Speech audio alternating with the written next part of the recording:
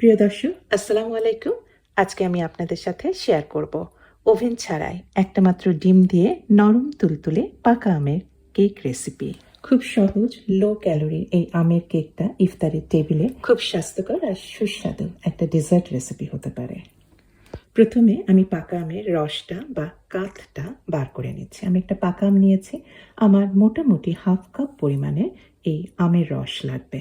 আমি ভালোভাবে ব্লেন্ডারে ব্লেন্ড করে নিয়েছি। আমি পানি দেইনি কারণ আমটা বেশ পাকা। আমের কাপটা আমি মিডিয়াম হিটে ৩-৪ মিনিটের মতো নেড়ে চেড়ে কিছুটা জাল করে নিচ্ছি। এতে আমের কাপটা আরও একটু ঘন হয়ে যাবে আর আমের ভেতরে যে কাঁচা ভাবটা আছে সেই কাঁচা ভাবটা আর থাকবে না। এখন কেকটা তৈরি শুরু করছি। আমি একটা বাটিতে রুম টেম্পারেচারে থাকা একটা ডিম ভেঙে নিয়েছি আর এই ডিমটা খুব ভালোভাবে আমি হুইস্ক দিয়েই ফেটে নিচ্ছি। আর এর মধ্যে ফেটছি আর মিশাচ্ছি 3/1 কাপ পরিমাণ চিনি। আমি এই চিনি 3 বারে মিশাচ্ছি। একবারই সমস্ত চিনি ঢেলে দিবেন না, কিছুক্ষণ মিশাবেন, চিনি মিশে যাবে, গলে যাবে, তারপর আবার হুইস্ক দিয়ে ভালোভাবে ফেটে নেবেন। চিনি ভালোভাবে মিশে গিয়েছে, একদম গলে গিয়েছে। এখন এর মধ্যে দিয়ে দিচ্ছি 1 চা চামচ পরিমাণ ভ্যানিলা এসেন্স আর দিয়ে দিলাম 1 টেবিল চামচ পরিমাণ সাদা তেল। তেলের পরিমাণ এত কম, মাখন বা ঘি কোনো কিছুরই কিন্তু দরকার হবে না। এই কারণে এই কেক খুব লো ক্যালোরির একটা কেক। প্রত্যেকটা ইনগ্রেডিয়েন্ট একটু একটু করে দিচ্ছি আর আমি কিন্তু ভালোভাবে হুইস্ক দিয়ে ফেটে নিচ্ছি যাতে খুব ভালোভাবে এই ডিমের মিশ্রণের মধ্যে এই ইনগ্রেডিয়েন্টগুলি মিশে যায়। আর এখন দিয়ে দিলাম আমি তৈরি করে রেখেছিলাম যে আমের রসটা বা কাঠটা একটু জাল দিয়ে নিয়েছেন, বেশ ঘন কিন্তু। আমি দিয়েছি আধা কাপ পরিমাণ। ভালোভাবে মিশিয়ে নিচ্ছি আর এখনও কিন্তু একটা লিকুইড ইনগ্রেডিয়েন্ট বাকি আছে। 1 টেবিল চামচ দিয়ে দিলাম এখন লেবুর রস। সমস্ত লিকুইড ইনগ্রেডিয়েন্টগুলি খুব ভালোভাবে ফেটা হয়ে গেছে। এখন এই বাটির উপরেই আমি একটা ঝাঁঝরি রেখেছি। এই কেকটা আসলে এত সহজ, একটা বাটির মধ্যেই কিন্তু সমস্ত ইনগ্রেডিয়েন্টগুলি মিশিয়ে ফেলা যাবে। 2-3টা বাটির কোনো দরকারই হয় না। এখন মেশাবো শুকনো ইনগ্রেডিয়েন্টগুলি। ঝাঁঝরির মধ্যে রেখেছি 1 কাপ পরিমাণ ময়দা আর দিয়ে দিয়েছি 1 চা চামচ পরিমাণ বেকিং পাউডার। এটা কিন্তু খাবার সোডা না, দুটার দুই কাজ। বেকিং পাউডার কেককে ফুলায় আর বেকিং সোডা কেককে নরম করে। আর সিকি চা চামচ পরিমাণ লবণও দিয়ে দিয়েছি। 2 টেবিল চামচ দিয়েছি গুঁড়া দুধ, ফুল ক্রিম মিল্ক পাউডার। শুকনো ইনগ্রেডিয়েন্টগুলি ঝাঁঝরিতে ভালো করে ছাঁকা হয়ে গেছে। এখন এই কেক মিক্সচারের মধ্যে লাস্ট ইনগ্রেডিয়েন্টটাই দেব। এটা দই। 2 টেবিল চামচ পরিমাণ দিয়েছি দই।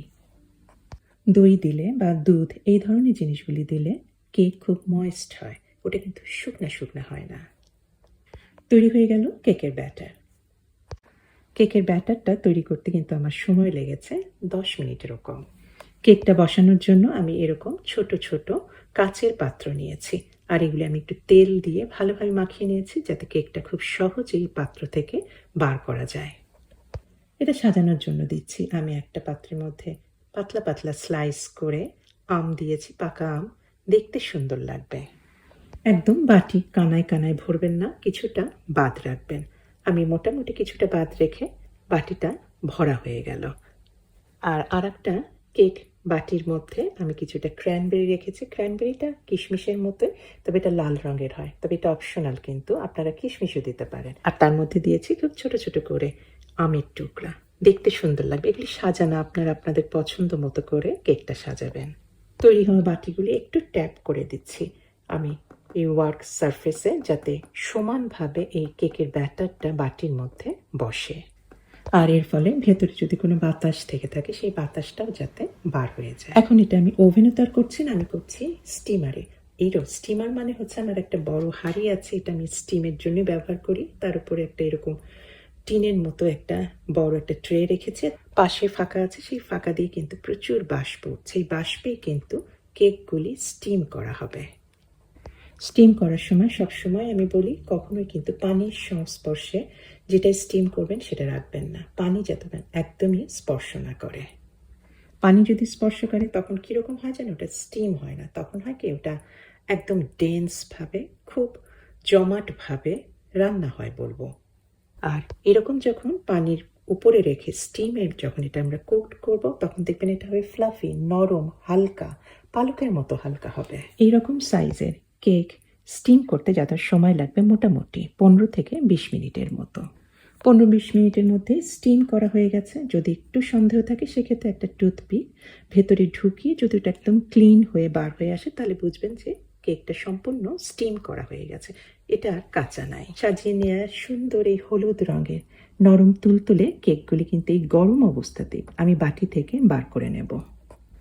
দেখতে যেমন সুন্দর হয়েছে আর বুঝতেই পারছেন তো কি ধরনের ফ্লাফি, হালকা, নরম আর তুলতুলে হয়েছে। স্বাদটাও দারুণ এসেছে।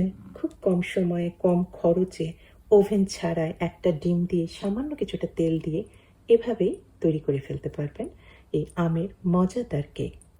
ইফতারের টেবিলে এই নরম তুলতুলে কেক পরিবেশন করবেন, আমার মনে হয় পরিবারের সবার মন জয় করতে পারবেন। আশা করছি নতুন ধরনের এই রেসিপিটা আপনাদের পছন্দ হবে, উপকারে আসবে। আর ভালো লাগলে অনুরোধ করব অবশ্যই আমার চ্যানেলকে সাবস্ক্রাইব করে আমার চ্যানেলের সাথেই থাকবেন। আজকে এখানেই শেষ করছি, সবার সুস্বাস্থ্য আর কল্যাণ কামনা করে। আমি হুমায়রা, আল্লাহ হাফেজ।